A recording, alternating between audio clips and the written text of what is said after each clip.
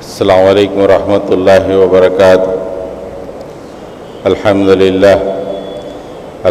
للہ نحمدہ ونستعینہ ونستغفرہ ونؤمن بہ ونتوکل علیہ ونعوذ باللہ من شرور انفسنا ومن سیئات اعمالنا من یہدی اللہ فلا مضل لہ ومن یضلل فلا ہادی لہ ونشہد ان لا الہ الا اللہ وحدہ لا شریک لہ ونشهد أن محمدا عبده ورسوله أرسل بالحق بشيرا ونذيرا وداعيا إلى الله بإذنه وسراجا منيرا اللهم صل على محمد وعلى آل محمد وبارك وسلم۔ قابل احترام بزرگوں، عزیز نوجوان ساتھیوں، رمضان المبارک کے اختتام کے بعد یہ پہلا جمعہ ہے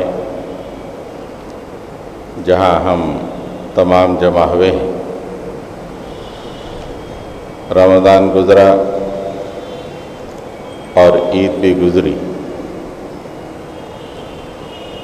لہذا عید کے بعد کا یہ پہلا جمعہ ہے۔ آپ ہماری طرف سے عید الفطر کی مبارکباد قبول فرمائیں اور اللہ سے دعا فرمائیں کہ اللہ تعالیٰ ہم تمام کے رمضان کے اعمال کو شرف قبولیت عطا فرمائے۔ حضرات گرامی، رمضان کے ایک جمعہ میں ہم نے متقیوں کے صفات کا تذکرہ شروع کیا تھا۔ اس کے بعد رمضان کا آخری جمعہ آیا، عنوان بدل گیا۔ آج اس جمعہ میں اسی عنوان کو ہم آگے بڑھاتے ہیں۔ سورہ قاف کی آیت تھی وَأُزْلِفَتِ الْجَنَّةُ لِلْمُتَّقِينَ غَيْرَ بَعِيدٍ هذا ما توعدون لكل أواب حفيظ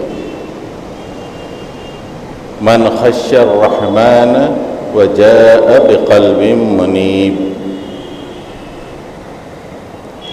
جنت متقیوں کے قریب لائی جائے گی اور دور نہیں کی جائے گی۔ آواز بہت ہو گئی۔ جنت متقیوں کے قریب لائی جائے گی اور دور نہیں کی جائے گی، اور ان جنتوں کا وعدہ ان سے کیا جا رہا ہے جو اواب، یعنی چار یہاں پہ صفات بیان کی گئی ہیں ان سے۔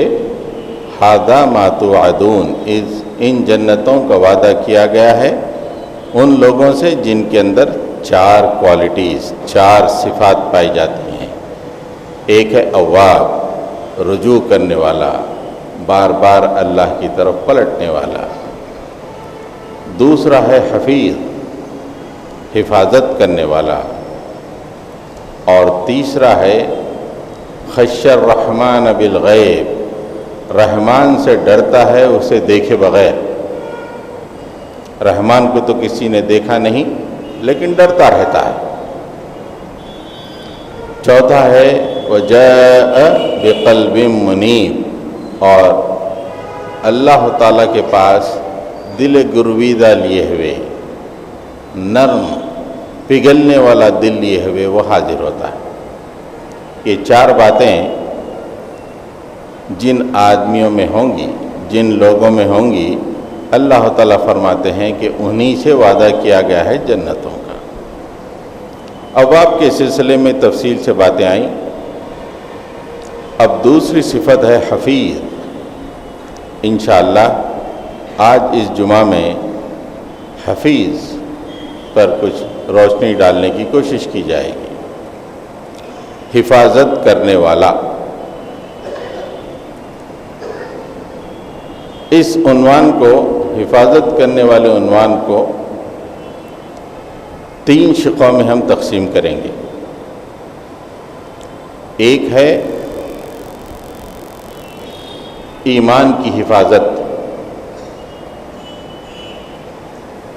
دوسرے ہے جسم کے اعضاء کی حفاظت، اور تیسرے ہے اعمال کی حفاظت۔ اعمال کی حفاظت میں وہ اعمال جو آدمی پہ فرض کیے گئے ہیں، جو کہ اسے مستقل کرتے رہنا چاہیے، اور وہ اعمال حدود کی شکل میں ہر مسلمان پر عائد ہیں وہ اعمال، اور وہ اعمال بھی ہیں جو آدمی ماضی میں کیا ہوا ہے۔ اور ہمارا سٹریس زیادہ تر ان اعمال کی حفاظت پہ رہے گا جو آدمی نے ماضی میں کیے۔ تو آئیے سب سے پہلے ایمان کی حفاظت۔ ایمان وہ دولت بیش بہا ہے، اگر آدمی اسے کھو دے گا تو دنیا و آخرت دونوں جگہ ذلیل ہو جائے گا، ذلت اور مسکنت اس پر تھوپ دی جائے گی۔ دنیا میں وہ بے عزت زندگی گزارے گا، آخرت میں اس کا بہت ہی برا ٹھکانہ ہوگا۔ جو چیز اہل ایمان کو دوسروں سے ممیز کرتی ہے وہ ایمانی ہے۔ ایمان کے بغیر آدمی اپنی کامیابی کا تصور ہی نہیں کر سکتا۔ اب جب تک آدمی زندہ رہے یا مسلمان زندہ رہے، اس کی یہی کوشش رہنی چاہیے کہ وہ اس کا ایمان سلامت ہو اور اس کے ایمان کی حفاظت ہوتی رہے، چاہے حالات کیسے ہی کیوں نہ ہوں۔ آدمی ہر چیز سے کمپرومائز کر سکتا ہے، اپنے زندگی سے، معیار زندگی سے کمپرومائز کر سکتا ہے، اپنے دنیاوی معاملات سے کمپرومائز کر سکتا ہے، لیکن ایک مسلمان ایمان کے ساتھ کمپرومائز نہیں کر سکتا۔ ایمان کو بیچ دے دنیا کے چند ٹکوں کی خاطر، چند کوڑیوں کی خاطر، یا دنیا کی چند روزہ زندگی کی خاطر، یہ مسلمان کا شیوا نہیں ہے۔ مسلمان تو وہ ہے کہ حالات کتنے ہی ناگفتبا ہوں، کتنے ہی مشکلات سے آدمی گزرتا ہو، لیکن ایمان کا سودا نہیں کرے گا۔ اللہ کے نبی صلی اللہ علیہ وسلم نے مکے میں اعلان حق کیا، کئی صحابہ آپ کے ہاتھ پہ ایمان لائے، نتیجہ یہ ہوا کہ مکے کے خونخوار مسلمانوں سے مطالبہ کرنے لگے کہ ایمان چھوڑ دو، اور طرح طرح کی تعذیب اور ہر طرح کی مشکل ان پر تھوپ دی گئی، اور بس ایک ہی مطالبہ کہ ایمان سے پھر جاؤ، محمد کے سائے سے نکل جاؤ۔ اور اتنی مشکلات کہ اللہ کے نبی صلی اللہ علیہ وسلم نے آخر کار یہ فیصلہ فرمایا کہ صحابہ کے ایمان کو بچائے رکھنا ہے، اس سے اللہ کے نبی صلی اللہ علیہ وسلم نے صحابہ کو حکم دیا کہ تم اپنے ایمان کو سلامت رکھنے کے لیے، ایمان کی حفاظت کرنے کے لیے حبشہ کی طرف ہجرت کرو۔ میں نے سنا ہے کہ حبشہ کا بادشاہ ایک صالح آدمی ہے، اچھا آدمی ہے، تم اس مقام پر جا کے اپنی ایمان کی حفاظت کرو۔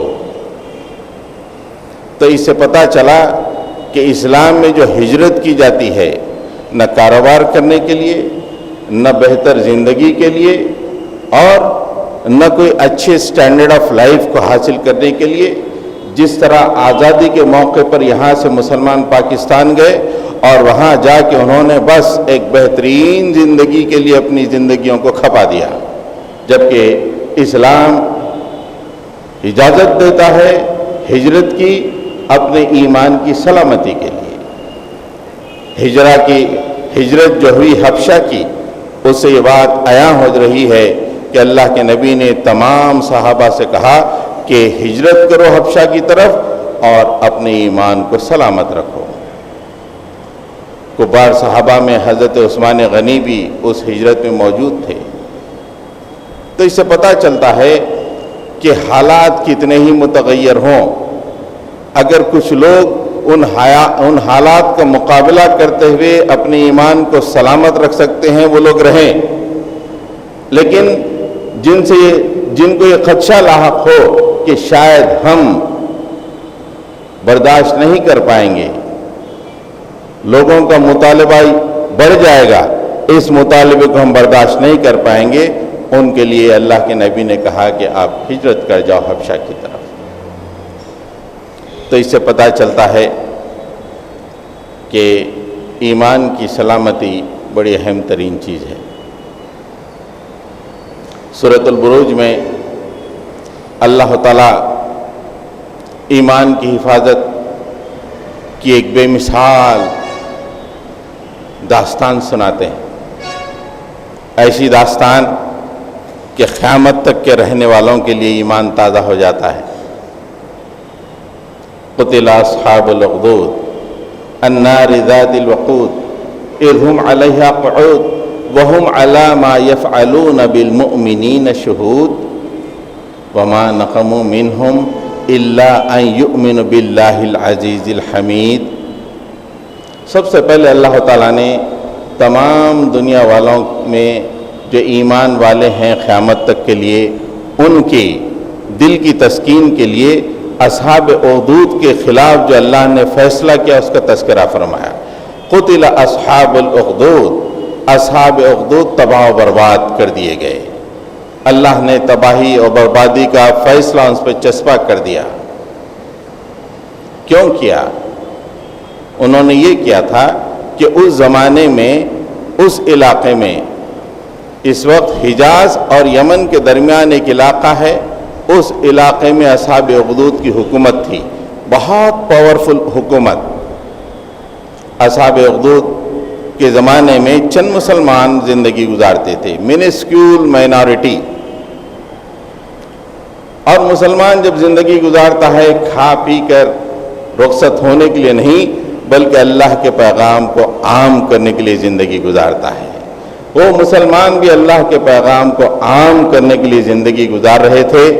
اصحاب اخدود یہ برداشت نہیں کر پائے، انہوں نے فیصلہ کیا کہ مسلمانوں کا خاتمہ ہو جانا چاہیے۔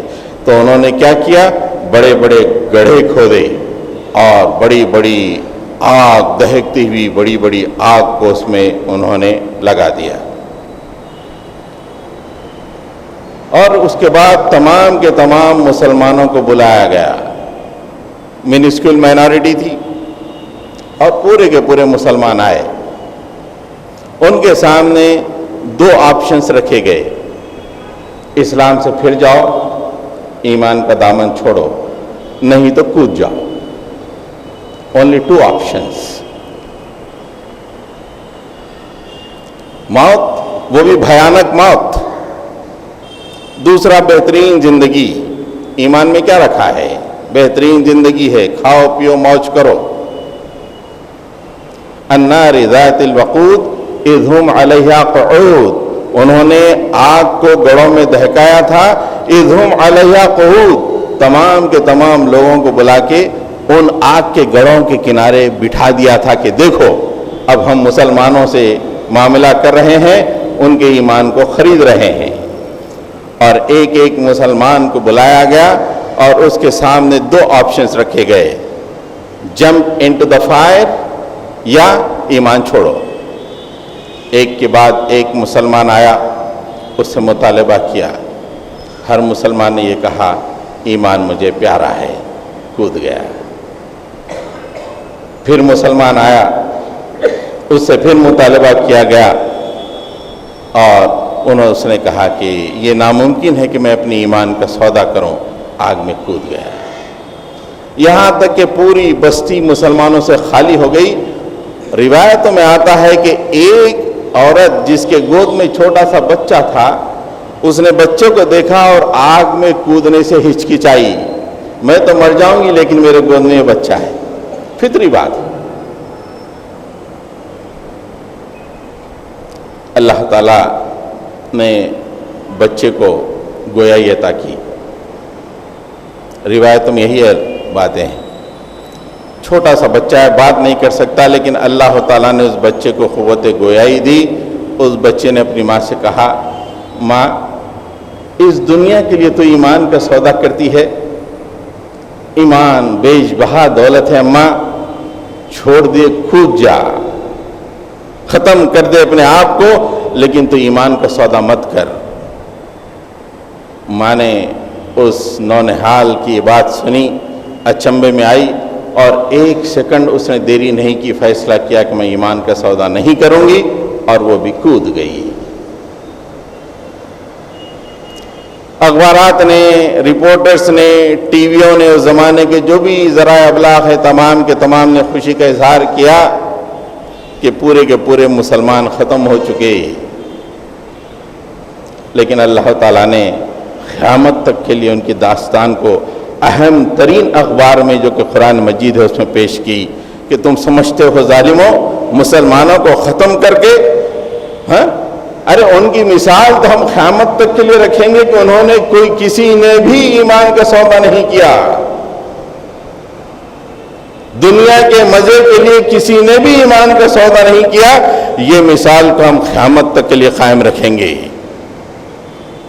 اور ان سے کہا گیا وما نقموا منهم الا ان يؤمنوا بالله العزيز الحمید، اے ظالموں ان لوگوں سے تمہاری خصومت، تمہاری دشمنی صرف اس لیے تھی کہ یہ اللہ واحد عزیز پر جو اپنے آپ میں محمود ہے اس پہ ایمان لائے ہیں، یہی بات تھی کہ تم ان سے دشمنی کر کے اور تم ان سے مطالبہ کرتے کہ ایمان کا سودا کرو۔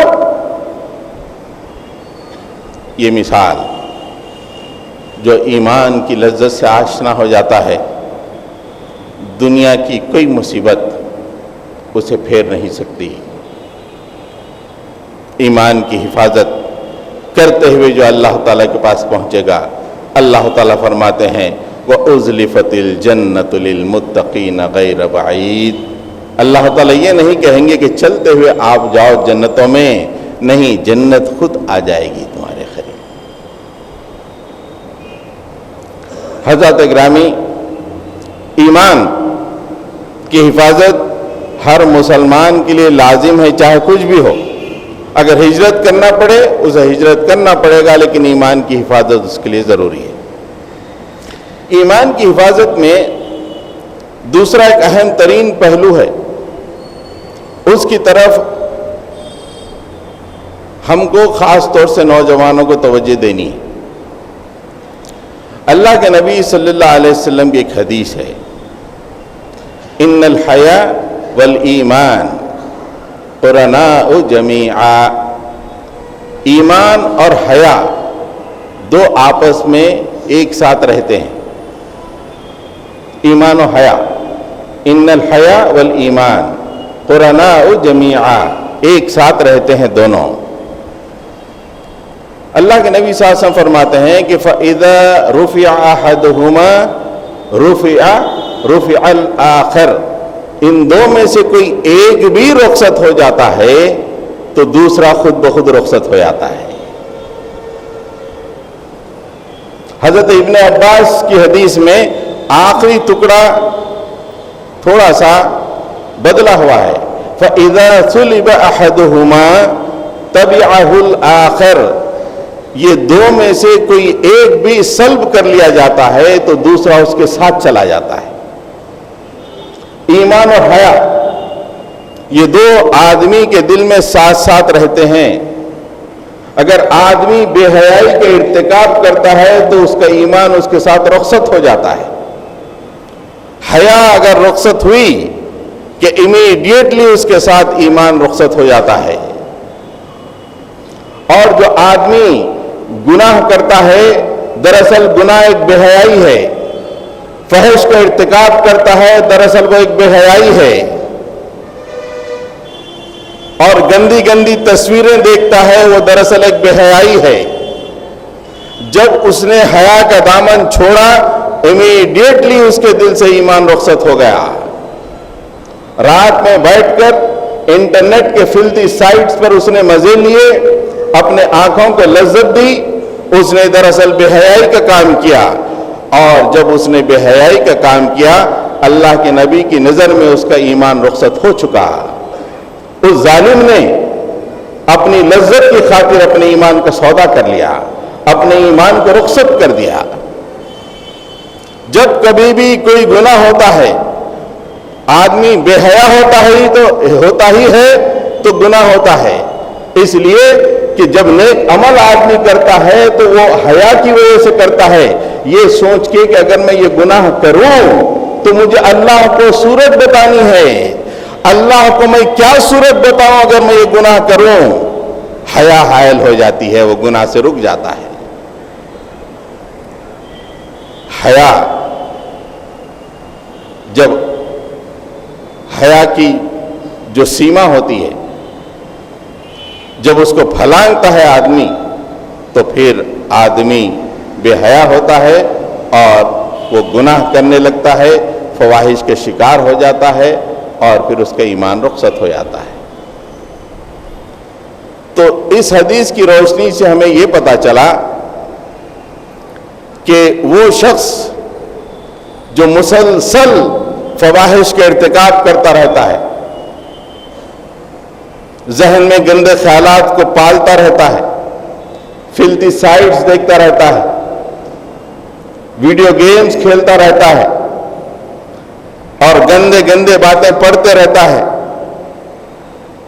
اور ہمیشہ اس کا ذہن سیکس اور اسی طرف لگا رہتا ہے، ایسے شخص کے دل میں ایمان نہیں ہوتا، اس لیے کہ اس نے بے حیائی کو گلے لگایا، حیا کو رخصت کیا۔ اور اللہ کے نبی صلی اللہ علیہ وسلم کی حدیث واضح طور پہ کہتی ہے کہ جس سے حیا رخصت ہوا یا رخصت ہوئی ایمان اس کے ساتھ رخصت ہو جاتا ہے۔ ایسا نہیں کہ ہم وہ بھی کرتے رہیں یہ بھی کرتے رہیں، ایسا نہیں ہو سکتا۔ آدمی بے حیا ہو اور ایمان بھی ہو یہ ناممکن ہے۔ تو وہ لوگ جو بے حیائی کے کام کرتے ہیں، فواحش کے ارتکاب کرتے ہیں، وہ لوگ سوچیں کہ وہ صرف ایک غلط عمل نہیں بلکہ وہ اپنے ایمان کو رخصت کر رہے ہیں۔ اگر اس حالت میں موت واقع ہو جائے تو ایمان کے مغائر یا ایمان دل میں نہ رکھتے ہوئے اللہ سے ملاقات کریں گے۔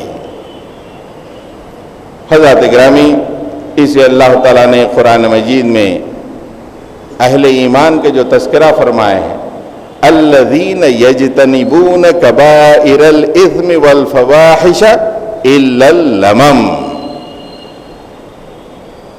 مسلمانوں کا اچھے لوگوں کا تذکرہ کرتے ہوئے فرماتے ہیں کہ یہ وہ لوگ ہیں یجتنبون کبائر الاثم، بڑے بڑے گناہوں سے یہ بچتے ہیں، والفواحش، فحش سے بچتے ہیں۔ انہیں کوئی بے پردہ عورت اپنی طرف راغب نہیں کر سکتی، لڑکیوں سے بات کرنے کے لیے یہ مواقع نہیں ڈھونڈتے ہیں، یہ پارکوں میں لڑکیوں کے ساتھ نہیں بیٹھتے ہیں، یہ والدین کی عزت پہ بٹا نہیں لگاتے ہیں بے عزتی کے کام کر کے، بلکہ یہ وہ لوگ ہیں جو ہمیشہ مستقل طور پہ اجتناب کرتے ہیں کبائر الاسم، بڑے بڑے گناہوں سے، جو گناہ کبیرہ ہیں جن کی تفصیلات ہر آدمی اچھی طرح جانتا ہے، ان سے بچتے ہیں اور فواحش سے بھی بچتے ہیں۔ الا اللمم، ہاں چھوٹے موٹے گناہ ہو جاتے ہیں تو اللہ تعالیٰ معاف کر دیتا ہے۔ یہ چھوٹا سا دروازہ، چھوٹے چھوٹے گناہ، صغیرہ گناہ جو آدمی اپنی کمزوری کی وجہ سے اس کے کر گزرتا ہے اپنی زندگی میں، اللہ تعالیٰ فرماتے ہیں کہ ٹھیک ہے کوئی بات نہیں، لیکن بڑے گناہوں سے بچو اور فواحش سے بچو، فلمیں دیکھنے سے بچو، انٹرنیٹ دیکھنے سے بچو، اور ٹی ویوں پہ بے پردہ غلط قسم کی عورتوں کو گھورنے سے اور وہ دھاراواہک دیکھنے سے بچو۔ لوگ تو یہ سمجھ چکے ہیں کہ ٹی وی ہماری زندگی کا لازمہ ہو چکا۔ نہیں، بڑے بڑے لوگ کہہ رہے ہیں یہ بات۔ مجھے بتائیے، ٹی وی پہ آج جو عورتیں آ رہی ہیں جو کہ نیوز پڑھنے والی عورتیں ہیں، یا نیوز کے درمیان جو ایڈورٹائزمنٹ آتے ہیں، اس میں سے کون سا ایسا منظر ہے جو آدمی کے حیا کو مستقل اپنے سینے میں جگہ دیے ہوئے رہتا ہے؟ ایک باپ اور بیٹا مل کے ایک ایڈورٹائزمنٹ نہیں دیکھ سکتا ٹی وی پہ، اس لیے کہ باپ کو احساس ہے کہ میں بیٹے کے سامنے بے حیا ہو جاؤں گا۔ بیٹے سے کیوں ڈرتے ہو؟ اللہ سے ڈرو۔ بیٹے کے لیے کیوں زندگی گزارتے ہو؟ اللہ کے لیے زندگی گزارو۔ آج تم بیٹے سے ڈرتے ہو، بیٹی سے ڈرتے ہو کہ میں بیٹی اور بیٹے کے ساتھ ٹی وی دیکھوں تو وہ مجھے کیا کہے گا یا وہ کیا سمجھے گی لڑکی۔ یہ بھول جاتے ہو کہ کل اللہ تعالیٰ کیا سمجھے گا اور کیا فیصلہ کرے گا۔ بے حیائی ایمان کو رخصت کر دیتی ہے، اور اللہ تعالیٰ فرماتے ہیں کہ حفاظت کرنے والے وہ ہیں جو اپنے ایمان کی حفاظت کرتے ہیں۔ حضرات گرامی، اب ہم راست طور پہ آخری پوائنٹ پہ آ جاتے ہیں۔ جو اعمال اب تک کیے گئے ہیں ان کی حفاظت ضروری ہے۔ عام طور پہ یہ کانسیپٹ، یہ تصور اہل ایمان کے ذہن میں ہے ہی نہیں کہ اب تک کے جو نیک اعمال کرے ہیں اس کی حفاظت آخری دم تک ضروری ہے۔ ایمان کی حفاظت کے ساتھ ساتھ جو اچھے اعمال کیے ہیں وہ اعمال کی حفاظت، رمضان کے بہترین اعمال، فرائض، انفاق، اللہ کے راستے میں خرچ کرنا، آسام کے مسلمانوں کی مدد کرنا، برما کے مسلمانوں کے لیے رو رو کے دعائیں کرنا، تہجد پڑھنا، قرآن کی تلاوت کرنا، یہ تمام کی تمام ایک زبردست نیک اعمال کا پہاڑ بن چکا۔ اب عقل مند آدمی وہی ہے اپنی آخری سانس تک ان کیے ہوئے اعمال کی حفاظت کرے۔ آدمی یہ سمجھتا ہے کہ ہم نے عمل کر لیا اور منمانی زندگی گزاری، ایسا نہیں ہو سکتا۔ آئیے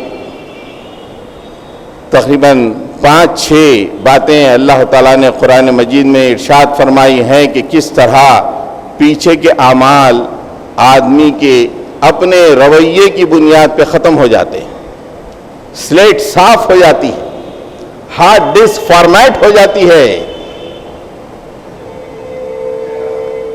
وَلَقَدْ أُوحِيَ إِلَيْكَ وَالَّذِينَ مِن قَبْلِكَ وَإِلَى الَّذِينَ مِن قَبْلِكَ۔ اللہ تعالیٰ ارشاد فرماتے ہیں وَلَقَدْ أُوحِيَ إِلَيْكَ وَإِلَى الَّذِينَ مِن قَبْلِكَ، ہم نے تمہاری طرف وحی کی ہے، تمہاری طرف نہیں، تم سے پہلے بھی جتنے نبی آئے ہیں ان کی طرف بھی وحی کی ہے۔ اور اس کے بعد فرماتے ہیں لَإِنْ أَشْرَكْتَ لَيَحْبَطَنَّ عَمَلُكَ، اگر تم شرک کرو گے تو تمہارے پورے اعمال حب کر دیے جائیں گے۔ جتنے اعمال، اگر کسی نے 60 سال کی عمر میں ایک شرک کا عمل کیا، پورے 60 سال کے اعمال لَيَحْبَطَنَّ عَمَلُكَ، تمہارے پورے اعمال صاف کر دیے گئے، تمہارے رمضانوں کے پہاڑ مسمار کر دیے گئے، اور تم تو اسی غلط فہمی میں رہے کہ ہم نے زبردست عبادتیں کی۔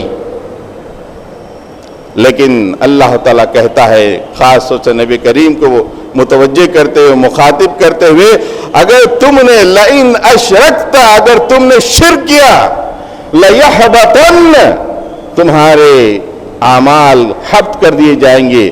اور لَيَحْبَطَنَّ کا صیغہ کہتا ہے کہ ضرور بضرور، there is no doubt at all، doubt مت رکھو، عملک، تمہارے پورے عمل ضائع ہو جائیں گے۔ اب آدمی کو سوچنا چاہیے کہ اپنے سابقہ اعمال کی حفاظت کے لیے زندگی میں شرک کا شائبہ تک بھی نہ آئے. عام حالات میں آدمی شرک نہیں کرتا. زندگی کو جب مشکل آتی, بیماری, رشتہ دار, ارے بیماری, چلو مر صاحب پاس چلو, ایک آدھ تعویذ یا کچھ پڑھ کے پھکوا لو, وہیں پہ ڈگے ڈال دیتا. ایسا پریشر خاندان سے آتا ہے, ارے کیا ہوتا صاحب, چل کے پھکوا لو نا, چل کے کچھ تعویذیں لگوا لو نا.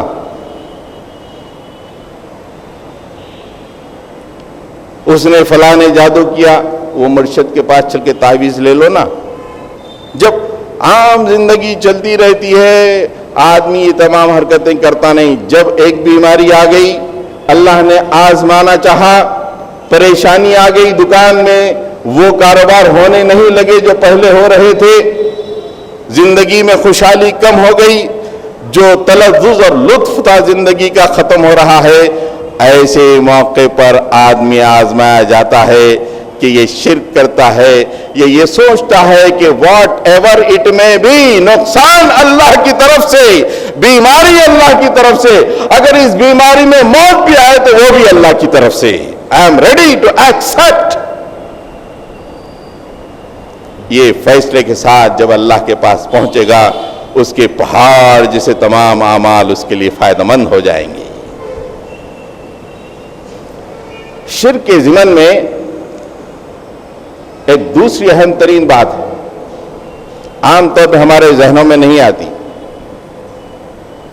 اور میں سمجھتا ہوں کہ ہم میں کا ہر آدمی اس میں ملوث ہوتا ہے. ہر آدمی, کیا بارش, کیا عام آدمی, کیا مولوی, کیا اور اللہ تعالیٰ فرماتے ہیں ارأیت من اتخذ الہہ ہوا, کہ تم نے اس شخص کو دیکھا جس نے اپنی خواہش نفس کو خدا بنا لیا. خواہش نفس کے مطابق زندگی گزارنا اللہ کی نظر میں یہ ہے کہ خواہش نفس کو اللہ کے مقابلے میں خدا بنا لینا. اللہ کے مقابلے میں کسی کو بھی خدا بنا لیا جائے وہ شرک ہے. اور اللہ کی آیت کیا ہے, ارأیت, کہ تم نے دیکھا نہیں, کہ تم نے دیکھا, من اتخذ الہہ, الہ اس کو بنا لیا, اس نے ہوا, اپنے خواہش نفس کو, خواہش نفس کو اپنا الہ بنانا کب ہوتا ہے؟ زندگی میں کسی بھی مرحلے پر اللہ کا ایک حکم ہے, اللہ تعالیٰ کہتا ہے کہ میرے کہنے کے مطابق تم زندگی گزارو, اندر سے نفس کہتا ہے کہ نہیں, تم اپنا کام کر گزرو. بیوی ابھار رہی ہے, بچے ابھار رہے ہیں, دوست احباب ابھار رہے ہیں, یہ وہ وقت نہیں ہے کہ اللہ کا حکم چلے, یہ وہ وقت ہے کہ دوستوں کو خوش کرنا پڑے گا, رشتہ داروں کے سامنے اپنی ساتھ کو جمع رکھنا پڑے گا, اور یہ تمام دیکھنا پڑے گا. اگر اللہ کا حکم مانو گے تو تمہاری وقت معاشرے میں گر جائے گی. یہ سوچ کے آدمی اللہ کے حکم کو بالائے طاق رکھ دیتا ہے اور اپنے نفس کے مطابق کام کر گزرتا ہے. دراصل اس ظالم نے اس آیت کے مطابق عمل کیا, ارأیت من اتخذ الہہ ہوا, کہ اس نے اپنی خواہش نفس کو اللہ کے مقابلے میں خدا بنا لیا. رمضان کے پورے بہترین پہاڑ شادی خانوں میں مسمار ہو رہے ہیں فوری رمضان کے بعد. جہاں خدا کا حکم نہیں چل رہا ہے وہاں خواہش نفس, 25 لاکھ کے سٹیجز, دعوتیں لاکھوں روپے کی, ایک شادی لاکھوں روپے کی, خطبے بھی چل رہے ہیں, دعائیں بھی چل رہی ہیں, لیکن کسی کو یہ پرواہ نہیں کہ یہ شادی اللہ اور اس کے رسول کے احکام کے مطابق ہو رہی ہے یا یہ شادی ہوائے نفس کی تکمیل کے لیے ہو رہی ہے. دنیا میں بات سمجھ میں نہیں آئے گی. یہ پوری طاقتیں جو کھینچتے رہتی ہیں بچوں کی, بیوی کی, دوست احباب کی, جب آدمی اکیلا چھڑے چھاٹ اللہ کے سامنے کھڑا ہو جائے گا, اللہ کہے گا کہ اے مشرک, کہے گا مالک میں نے زندگی میں کبھی شرک نہیں کیا.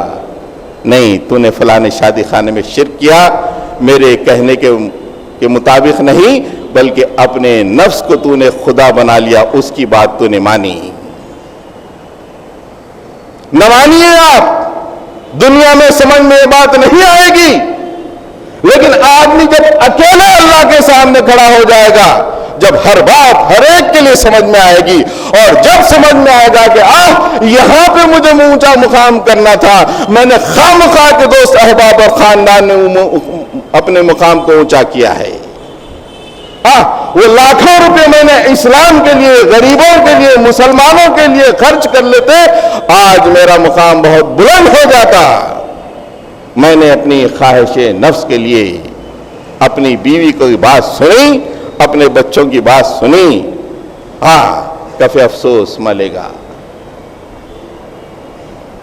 وَجِيءَ يَوْمَئِذٍ بِجَهَنَّمَ يَوْمَئِذٍ يَتَذَكَّرُ الْإِنسَانُ وَأَنَّى لَهُ الذِّكْرَى.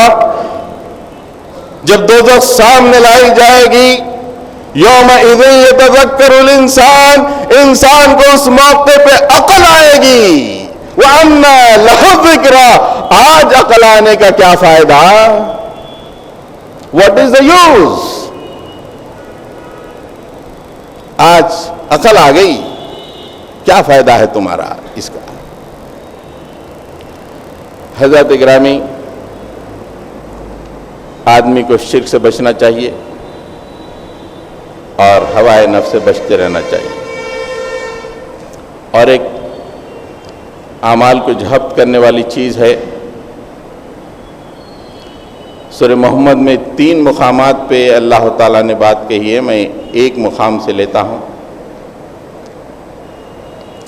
ذَلِكَ بِأَنَّهُمُ اتَّبَعُوا مَا أَسْخَطَ اللَّهَ وَكَرِهُوا رِضْوَانَهُ فَأَحْبَطَ أَعْمَالَهُمْ.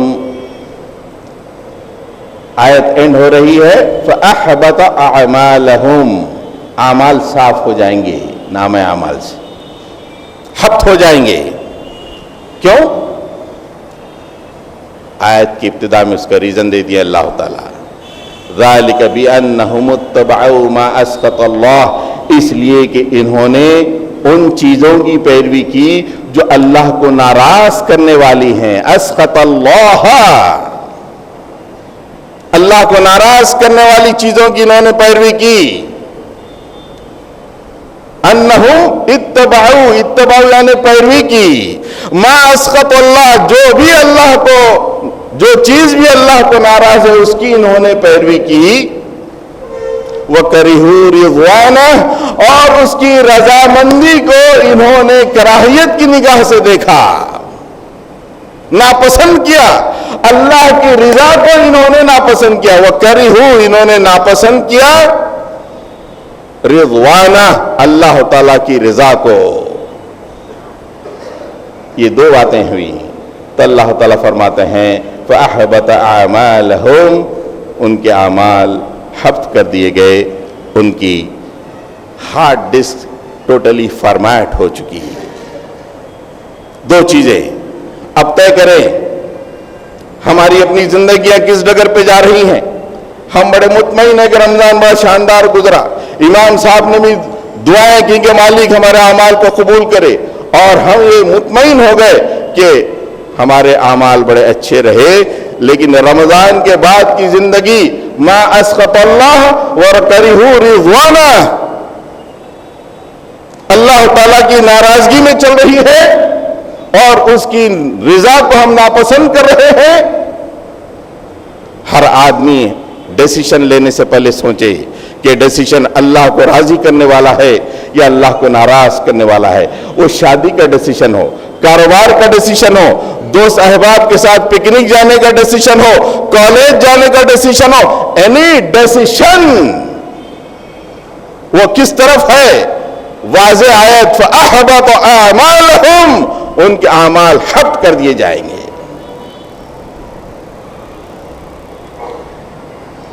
حضرات گرامی، ایک اور وجہ سے اعمال حبط ہو جاتے ہیں یا ایھا الذین آمنوا لا ترفعوا اصواتکم فوق صوت النبی ولا تجهروا له بالقول كجهر بعضكم لبعض ان تحبط اعمالكم وانتم لا تشعرون.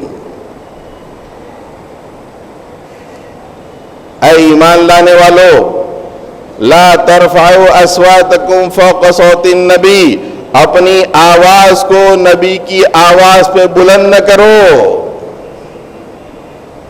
جس طرح تم آپس میں ایک دوسرے سے گفتگو کرتے ہوئے اپنی آوازوں کو بلند کرتے ہو، اس طرح رسول اللہ صلی اللہ علیہ وسلم سے بات کرتے وقت اپنی آواز کو بلند نہ کرو.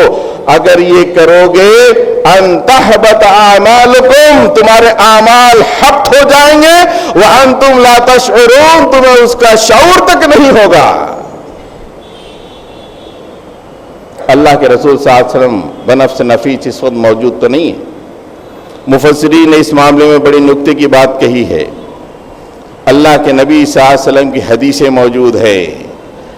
اگر آدمی اپنی زندگی میں اللہ کے نبی صلی اللہ علیہ وسلم کی حدیثوں کے مقابلے میں اپنی آواز کو بلند کرتا ہے، اس کے اعمال آؤٹ. اللہ کے نبی نے کہا، لوگوں، مسلمانوں، تم اپنی شادیوں کو ہلکی پھلکی کرو، کم خرچے کی کرو، سیدھی سادی کرو. یہ مولوی صاحب نہیں، یہ مسجد کے خطیب صاحب نہیں، جن کی باتیں دلوں پہ ناگوار گزرے، ایمان میں کوئی فرق نہیں آئے گا. ہماری 45-50 منٹ کی پوری تقریر دل پہ ناگوار گزرے، آپ کا ایمان سلامت رہے گا. اللہ کے نبی کی ایک بات ناگوار گزرے، آپ اپنے ایمان کو چھوڑ دیں گے، ختم ہو جائے گا آپ کا ایمان. اللہ کے نبی فرما رہے ہیں کہ تم اپنی شادیوں کو سمپل، سیدھی شادی اور کم خرچ کی شادیاں کرو. اور ہمارا معاملہ یہ ہے کہ ہر آدمی ہمارے خاندان میں کا اپنی آواز اونچی کر کے کہتا ہے، آج کے دور میں کیسا چلے گا؟ اپنے دلوں پہ ہاتھ رکھ لو. یہ نیکیوں کے پہاڑ مسمار ہو رہے ہیں. وَأَنْتُمْ لَا تَشْعُرُونَ. یہ ایک مثال میں نے شادیوں کی دی. زندگی کے کس مرحلے میں، کتنے مرحلوں میں، ہر جگہ یا تو ہم اپنی آواز کو نبی کی آواز سے بلند کرتے ہیں، نبی کی چلنے ہی نہیں دیتے اب اپنی زندگیوں میں. چلے تو اپنے نفس کی چلے. بیوی کی مسکان ہمیں پسند ہے، رسول اللہ کی مسکان ہمیں پسند نہیں ہے. قیامت میں ہم ان سے حوض کوثر پہ کس طرح پانی پئیں؟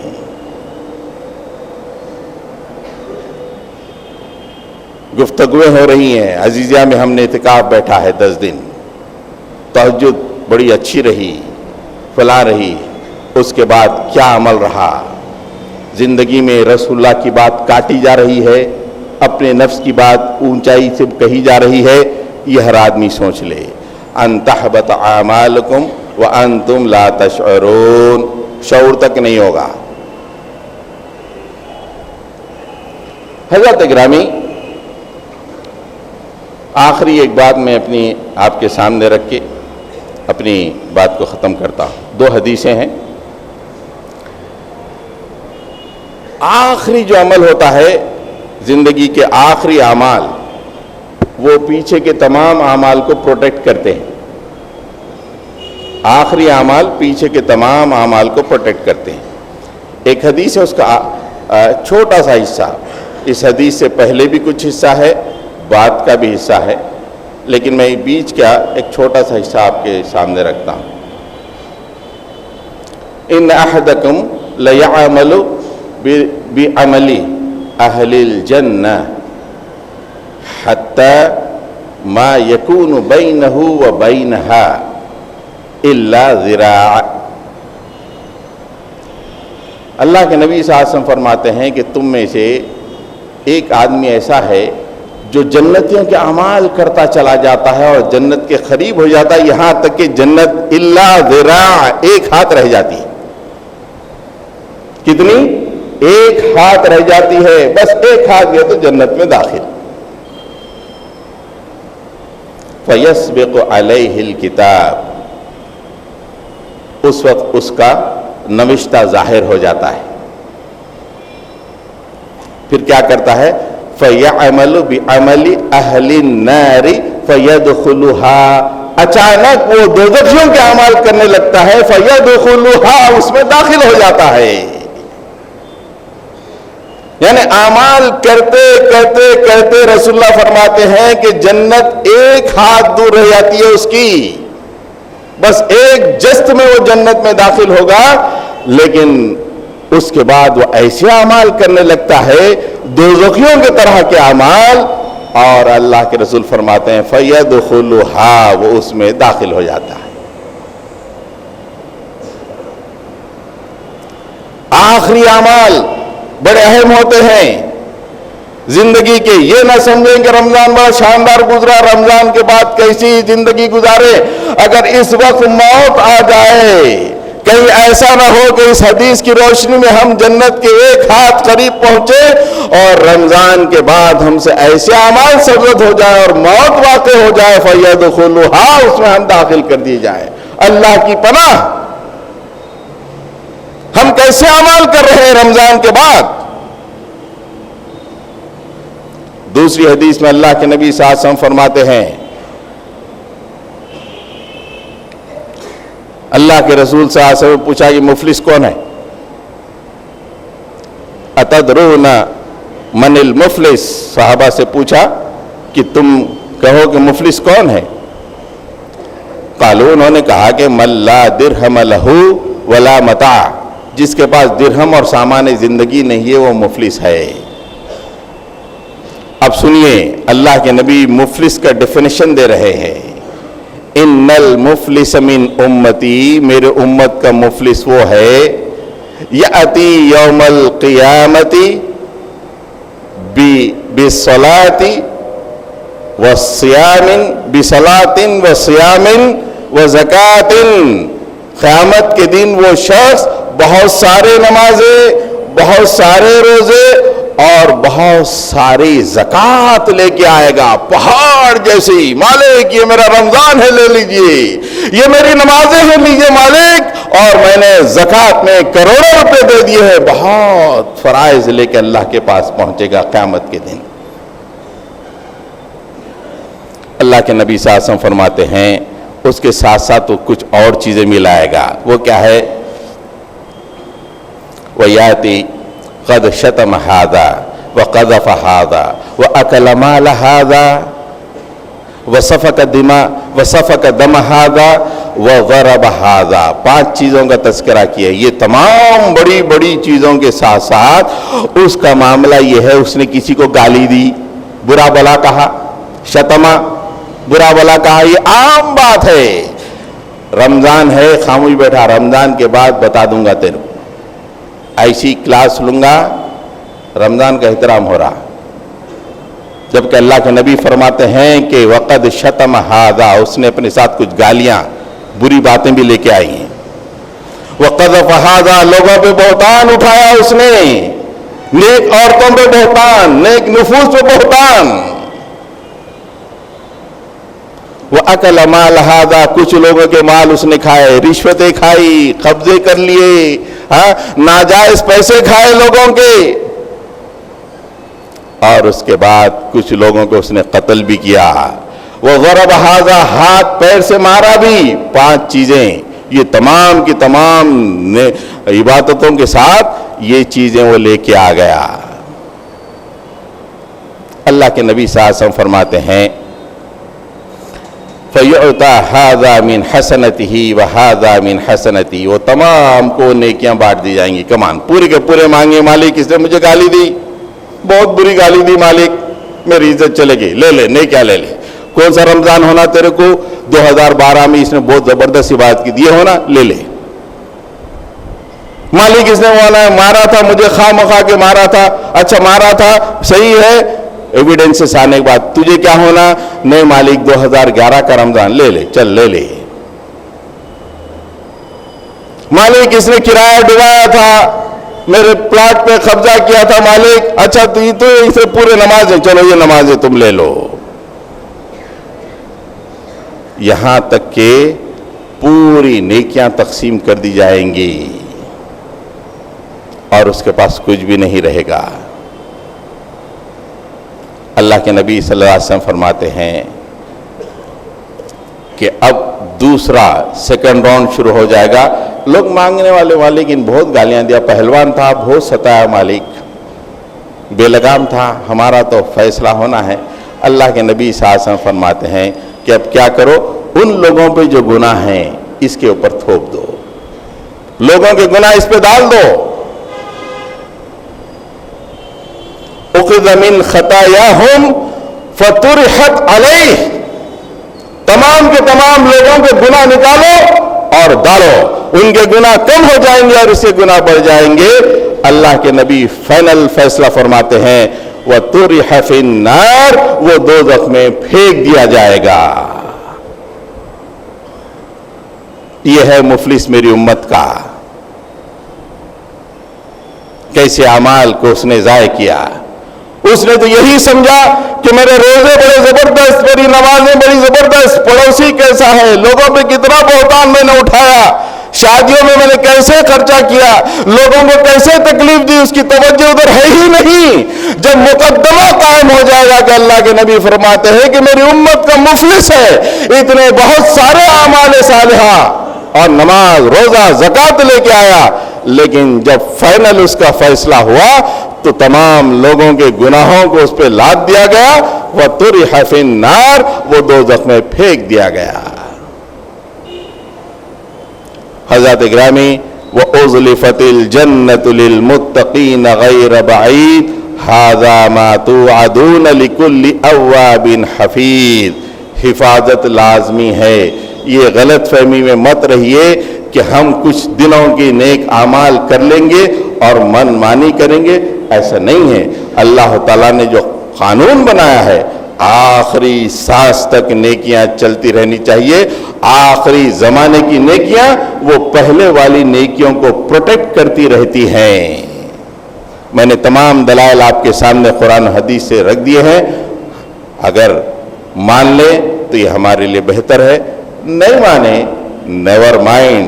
وَأَنَّا لَهُ الذِّكْرَى، کہ جب دوزخ وَجِیَّ یَوْمَئِذٍ بِجَہَنَّمَ یَوْمَئِذٍ يَتَذَكَّرُ الْإِنسَانُ. ارے مول صاحب ایک تقریر کرے تھے بھائی، بہت صحیح باتیں تھی بھائی، جب سمجھ میں آئے گا. وَأَنَّا لَهُ الذِّكْرَى، بولیں گے مول صاحب بھی دنیا سے رخصت ہو چکے، آپ بھی رخصت ہو کے یہاں پہ آ کے عقل کا سے کام لے رہے ہیں.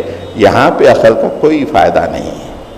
تو نوجوان ساتھیوں، فحش سے دور رہو، نیکیوں میں تیز گامی بتاؤ اور کسی پہ ظلم مت کرو، مارو نہیں، توڑو نہیں، اور اللہ کے پاس حفیظ کی حیثیت میں پہنچو، ایمان کی حفاظت کرتے ہوئے، اپنے اعمال کی حفاظت کرتے ہوئے. اللہ تعالی ہماری مدد فرمائے. رب اغفر وارحم وانت خیر الراحمین. صلی اللہ تعالی علیہ وسلم.